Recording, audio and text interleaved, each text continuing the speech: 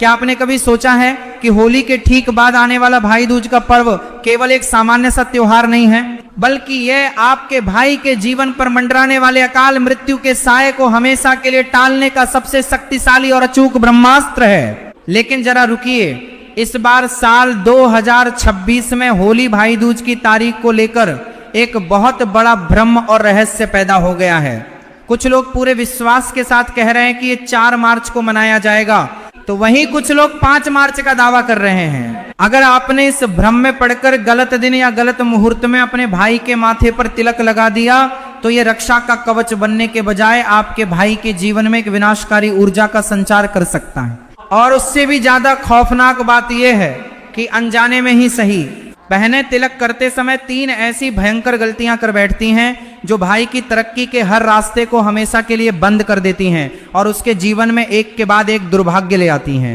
आज हम उन्हीं छिपी हुई गलतियों से पर्दा उठाने वाले हैं, जिनमें से तीसरी गलती तो इतनी खतरनाक है कि वह सीधे तौर पर मृत्यु के देवता यमराज को भयंकर रूप से क्रोधित कर सकती है। इसलिए मेरी हर एक बात को बहुत ही ध्यान से सुनते रहिए और एक भी शब्द को नजरअंदाज मत कीजिएगा। सबसे पहले हमें यह समझना होगा कि होली के तुरंत बाद आने वाले इस भाई दूज का असली रहस्य क्या है, जिसे चैत्र मास का द्वितीय पर्व भी कहा जाता है। दिवाली के बाद आने वाले भाई दूज के बारे में तो सब जानते हैं, लेकिन होली के बाद वाला ये पर्व एक बहुत ही गहरा तांत्रिक और आध्यात्मिक महत्व रखता है। जब होलिका दहन की अग्नि ठंडी होती है तो ब्रह्मांड में एक विशेष प्रकार की ऊर्जा का संचार होता है। ये ऊर्जा नकारात्मकता को भस्म करके एक नई शुरुआत का प्रतीक होती है। इस समय जब एक बहन अपने भाई के माथे पर तिलक लगाती है तो वह केवल एक रंग नहीं लगा रही होती, बल्कि वह अपने आज्ञा चक्र से अपने भाई के आज्ञा चक्र तक एक दिव्य ऊर्जा का हस्तांतरण कर रही होती है। यह ऊर्जा भाई के चारों ओर एक ऐसा अदृश्य सुरक्षा घेरा बना देती है जिसे कोई भी बुरी नजर, कोई भी तंत्र मंत्र या कोई भी दुर्घटना आसानी से नहीं भेद सकती। लेकिन यह सुरक्षा घेरा तभी काम करता है जब समय और नियम दोनों का पूरी तरह से पालन किया जाए। अगर समय ही गलत चुन लिया गया तो सारी ऊर्जा उल्टी दिशा में बहने लगती है। तो आइए सबसे पहले इस बहुत बड़े रहस्य को सुलझाते हैं कि आखिर साल 2026 में होली भाई दूज 4 मार्च को है या 5 मार्च को। हिंदू पंचांग और वैदिक ज्योतिष की गणनाओं के अनुसार किसी भी पर्व की शुद्धता उसकी तिथि और उदया तिथि पर निर्भर करती है। साल 2026 में फाल्गुन मास की पूर्णिमा 3 मार्च को है, जिस दिन होलिका दहन और रंगों वाली होली का मुख्य प्रभाव रहेगा। इसके बाद चैत्र मास के कृष्ण पक्ष की प्रतिपदा तिथि 4 मार्च को आरंभ होगी, लेकिन भाई दूज का यह पावन पर्व द्वितीय तिथि को मनाया जाता है। ज्योतिषीय गणना बताती है कि द्वितीय तिथि का प्रवेश 4 मार्च की रात को होगा। सनातन धर्म के सबसे प्राचीन और प्रामाणिक ग्रंथों के अनुसार जो तिथि सूर्योदय के समय मौजूद होती है उसी का प्रभाव पूरे दिन तक मान्य होता है। इसे उदया तिथि का सिद्धांत कहते हैं। चूंकि द्वितीय तिथि की उदया तिथि 5 मार्च की सुबह को प्राप्त हो रही है, इसलिए बिना किसी शक या संदेह के साल 2026 में होली भाई दूज का यह महापर्व 5 मार्च को ही मनाया जाएगा। 4 मार्च को तिलक करना शास्त्रों के विरुद्ध होगा और उसका कोई भी शुभ फल आपके भाई को प्राप्त नहीं होगा। इसलिए अपने मन में यह बात अच्छी तरह से बिठा लीजिए कि आपको 5 मार्च के दिन ही यह अनुष्ठान करना है। अब जब आपको सही तारीख का ज्ञान हो गया है तो सबसे रहस्यमय कथा की ओर चलते हैं जो इस त्योहार की नींव है। इस कथा में ही उन 3 भयंकर गलतियों का रहस्य छिपा है जो बहनें अक्सर कर बैठती हैं। पुराणों में बताया गया है कि सूर्य देव की पत्नी छाया की कोख से यमराज और यमुना का जन्म हुआ था। यमुना अपने भाई यमराज से अत्यंत प्रेम करती थी, लेकिन यमराज मृत्यु के देवता थे और उनका कार्यभार इतना अधिक और बोझिल था कि वह कभी अपनी बहन से मिलने नहीं जा पाते थे। यमुना बार बार उन्हें संदेश भेजती, उनसे प्रार्थना करती कि वह उनके घर आएं और उनके हाथ का बना हुआ भोजन ग्रहण करें। एक बार बहुत समय बीत जाने के बाद यमराज को अपनी बहन की पीड़ा और उसके निस्वार्थ प्रेम का एहसास हुआ। वह अचानक अपनी बहन के घर की ओर चल पड़े। अपने भाई को अचानक अपने द्वार पर खड़ा देखकर यमुना की खुशी का कोई ठिकाना नहीं रहा। उन्होंने तुरंत स्नान किया, पूरे घर को पवित्र किया और अपने भाई के लिए 56 भोग तैयार किए। जब यमराज भोजन करने बैठे तो यमुना ने पूरे विधि विधान से उनके माथे पर तिलक किया। यमुना के सत्कार और प्रेम को देखकर यमराज इतने प्रसन्न हुए कि उन्होंने यमुना से वरदान मांगने को कहा। तब यमुना ने कहा कि हे भ्राता, आप हर साल इस दिन मेरे घर आएं और जो भी बहन इस दिन अपने भाई को तिलक करे उसके भाई को आपका यानी मृत्यु का कोई भय ना रहे। यमराज ने तथास्तु कहकर इस वरदान को पूरे ब्रह्मांड में स्थापित कर दिया। इसी कथा से निकल कर आती है हमारी पहली सबसे बड़ी गलती, जिसे बहनें अक्सर अनजाने में कर देती हैं। पहली गलती दिशा और मानसिक स्थिति से जुड़ी हुई है। जब आप अपने भाई को तिलक करने के लिए बैठाती हैं तो ये ध्यान रखना बेहद जरूरी है कि भाई का मुख किस दिशा में है। कई बार जल्दबाजी में या अज्ञानता के कारण बहनें अपने भाई का मुख दक्षिण दिशा की ओर करवा देती हैं। आपको ये बात अच्छी तरह से याद रखनी चाहिए कि दक्षिण दिशा यमराज की दिशा मानी जाती है। हालांकि यमराज ने वरदान दिया था, लेकिन दक्षिण दिशा की ओर मुख करके तिलक करवाना मृत्यु की ऊर्जा को आमंत्रित करने के समान माना जाता है। सही नियम यह है कि तिलक करवाते समय भाई का मुख उत्तर या उत्तर पश्चिम दिशा की ओर होना चाहिए और बहन का मुख पूर्व या उत्तर पूर्व दिशा की ओर होना चाहिए। यह दिशा ब्रह्मांड की सबसे सकारात्मक ऊर्जा को खींचती है। इसके साथ ही एक और बात जो पहली गलती का ही हिस्सा है वह है बहन की मानसिक स्थिति।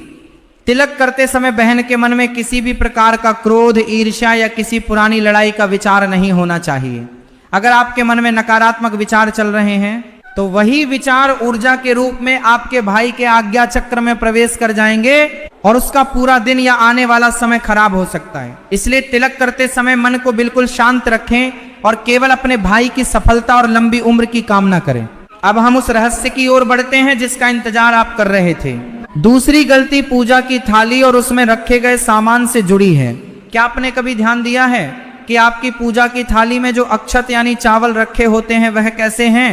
अक्षत का अर्थ ही होता है जिसका क्षय न हुआ हो, यानी जो टूटा हुआ ना हो। कई बार बहनें घर के सामान्य चावलों को ही रोली में मिलाकर तिलक के लिए रख लेती हैं, जिनमें से बहुत से चावल टूटे हुए यानी खंडित होते हैं। शास्त्रों में खंडित चावल का प्रयोग किसी भी शुभ कार्य या देवी देवता के अनुष्ठान में वर्जित माना गया है। जब आप टूटे हुए चावलों से अपने भाई के माथे पर तिलक करती हैं तो ये उसके जीवन में आने वाली सफलता को खंडित कर देता है। उसके बनते हुए काम बिगड़ने लगते हैं और धन की हानि होने लगती है। इसलिए थाली सजाते समय एक एक चावल को चुनकर साबुत चावल ही रखें। इसके अलावा रोली को घोलने के लिए हमेशा गंगा जल या साफ शुद्ध जल का ही प्रयोग करें। कभी भी झूठे या अशुद्ध जल का उपयोग न करें। आपकी थाली में एक शुद्ध घी का दीपक, कुछ मीठा और सूखे मेवे अवश्य होने चाहिए।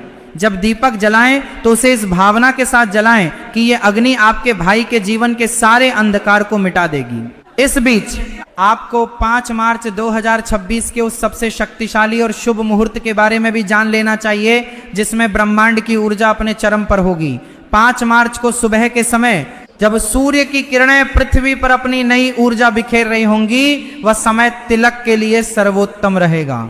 आपको सुबह लगभग 9:30 से लेकर दोपहर 12:45 के बीच अपने भाई को तिलक कर देना चाहिए। यह वह समय है जब राहु काल का कोई साया नहीं होगा और ग्रह नक्षत्र भाई बहन के इस पवित्र बंधन को मजबूत करने के लिए सबसे अनुकूल स्थिति में होंगे। यदि किसी कारणवश आप सुबह तिलक नहीं कर पाती हैं तो दोपहर के समय गोधूली बेला से पहले एक और छोटा मुहूर्त आपको प्राप्त होगा, लेकिन प्रयास यही करें कि सुबह के इस मुख्य मुहूर्त में ही यह शुभ कार्य संपन्न हो जाए। समय का यह चक्र बहुत ही सूक्ष्म होता है, इसलिए इसे गंभीरता से लेना आवश्यक है। अब समय आ गया है उस तीसरी और सबसे खौफनाक गलती को उजागर करने का, जिसके बारे में मैंने आपको शुरुआत में चेतावनी दी थी। ये गलती इतनी गंभीर है कि ये पूरे किए कराए पर पानी फेर सकती है और भाई के जीवन में एक ऐसा अंधकार ला सकती है जिससे निकलना बहुत मुश्किल हो जाता है। यह गलती है काले कपड़ों का प्रयोग और तिलक से पहले भोजन ग्रहण कर लेना। कई बार फैशन या आधुनिकता के नाम पर बहनें या भाई काले रंग के कपड़े पहनकर इस अनुष्ठान में बैठ जाते हैं। वैदिक तंत्र और ऊर्जा विज्ञान के अनुसार काला रंग सभी प्रकार की ऊर्जाओं को सोख लेता है, जिसमें शुभ ऊर्जाएं भी शामिल होती हैं। जब आप काले कपड़े पहनकर तिलक करती हैं तो आपके द्वारा दी जा रही सकारात्मक ऊर्जा उस काले रंग में समा जाती है और भाई तक पहुंच ही नहीं पाती। इसके विपरीत यह राहु और शनि की नकारात्मक ऊर्जा को आकर्षित कर सकता है। हमेशा लाल, पीले, गुलाबी, हरे या केसरिया रंग के वस्त्रों का ही चयन करें। ये रंग बृहस्पति, मंगल और सूर्य की शुभता को बढ़ाते हैं। इसके साथ ही तीसरी गलती का दूसरा और सबसे विनाशकारी पहलू यह है कि बहन का तिलक से पहले ही अन्न या जल ग्रहण कर लेना।